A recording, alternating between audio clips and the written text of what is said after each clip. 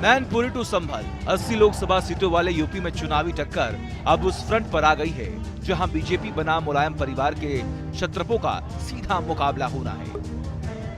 इसीलिए तीसरे चरण के तूफान में उतरे योगी बनाम अखिलेश के बीच शब्दों के तीर और भी अधिक चलने लगे हैं। मुद्दों पर घमासान छिड़ गया है। कांग्रेस और सपा का जो गठबंधन है, इंडी गठबंधन, इनके घोषणा पत्र को देखा होगा। अपने घोषणा पत्र में क्या कहते हैं ये कहते हैं कि हम गरीबी हटाएंगे। कैसे हटाएंगे गरीबी? गरीबी हटाओ का नारा तो श्रीमती इंदिरा गांधी जी ने भी दिया था। श्रीमती इंदिरा गांधी ने कहा था 1970 में गरीबी हटाने का। बहन और भाइयों, 54 वर्ष के बाद भी नाती भी वही तोता रटंत लगाए जा रहा, हम गरीबी हटाएंगे, एक झटके में हटाएंगे। पीडीए परिवार अपने अधिकारों को मांग रहा है। भारतीय जनता पार्टी की सरकार में सब नौकरियां छिन गई और नौकरियां इसलिए नहीं दे रहे हैं क्योंकि उन्हें आरक्षण देना पड़ेगा। ये सभी नौजवानों के भविष्य को खत्म कर रहे हैं। नेशन फर्स्ट बनाम फैमिली फर्स्ट तो एनडीए बनाम पीडीए, अखिलेश बनाम योगी की जुबानी टक्कर में मुकाबला कांटे का हो गया है। और इसी टोन पर बीजेपी ने समाजवादी पार्टी के गढ़ में तगड़ी फील्डिंग सजाई है। संभल लोकसभा सीट पर योगी आदित्यनाथ ने संभल के बिलारी में ताल ठोकी और 50% मुस्लिम वोटर्स वाली सीट पर बीजेपी के पक्ष में माहौल बनाया। संभल में शक्ति प्रदर्शन, बर्क परिवार वर्सेस बीजेपी का सैनिक गार्ड। मैंने सुना है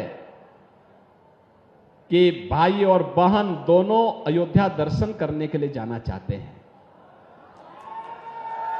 जब इनकी सरकार थी तब कहते थे कि राम तो हुए ही नहीं। क्या कहते थे? राम हुए ही नहीं।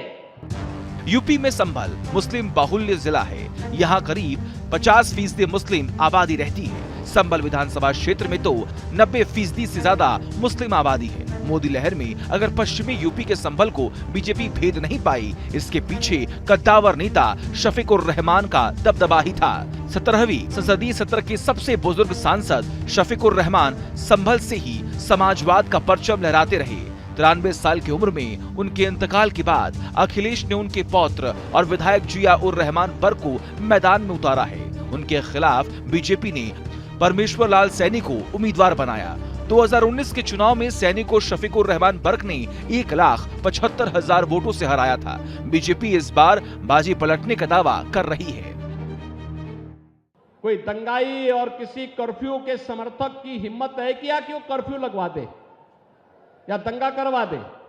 उसको मालूम है कि अगर दंगा करवाएगा तो राम नाम सत्य है की यात्रा भी उसकी निकल जाएगी। फिर बहन और भाइयों, मैं इसीलिए आपसे कहने के लिए आया हूं, परमेश्वर लाल सैनी जैसे कार्यकर्ताओं को आगे बढ़ाने के लिए आप सब अपना आशीर्वाद दीजिए। लेकिन इसके लिए आपको परमेश्वर लाल सैनी स्वयं बनना पड़ेगा। घर घर जाना होगा। एम फैक्टर वर्सेस कल्की धाम।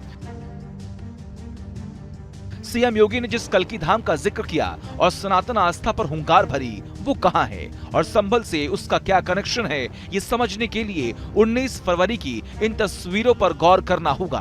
दरअसल अभी तक जिस संभल को एमवाई फैक्टर के चश्मे से देखा गया था, उसमें 19 फरवरी को बड़ी तस्वीर उभरी जब सनातन आस्था की लौ भी जली थी। जब संभल के इंकारा कंबोह में पीएम मोदी कल्की धाम के मंदिर के शिलान्यास के लिए पहुंचे हुए थे। कांग्रेस के पूर्व नेता आचार्य प्रमोद कृष्णम कल्की पीठाधीश्वर हैं। उन्होंने कल्की मंदिर निर्माण का जिम्मा भी उठाया। इसके अलावा मराठा की रानी अहिल्याबाई होलकर का ऐतिहासिक कल्की मंदिर भी यहाँ है, जिसका निर्माण 18वीं सदी में हुआ था। सनातन आस्था के इन्हीं प्रतीकों के सहारे बीजेपी ने पश्चिमी यूपी के कमंडल की बिसात बिछाई है। Team news nation.